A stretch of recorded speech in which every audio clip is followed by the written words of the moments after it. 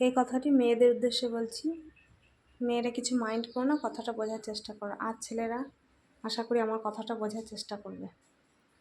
মেয়েদেরকে এই কথাটাই বলছি, সমাজে যেরকম পরিস্থিতি এসেছে বা যেভাবে মানুষ চলছে, ঘরের মা বোন দিদি থাকতেও যেভাবে মানুষ মেয়েদেরকে দেখছে, শুধু কি ছেলেদের দোষ দিলেই চলবে?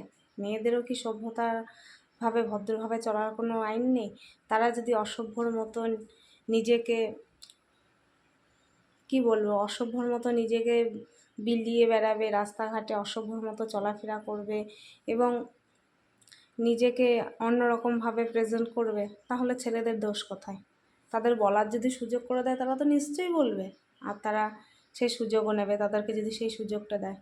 তাই হলো, ছেলেদের গায়ে আঙুল দেওয়ার আগে বা ছেলেদের দিকে আঙুল তোলার আগে নিজেদেরকেও সাবধান হও।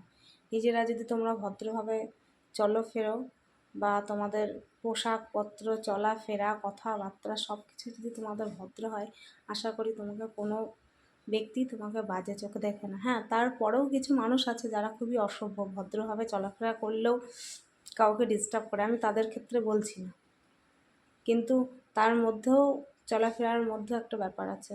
যদিও কথাগুলো যদি খারাপ বলে থাকি আমাকে ক্ষমা করো।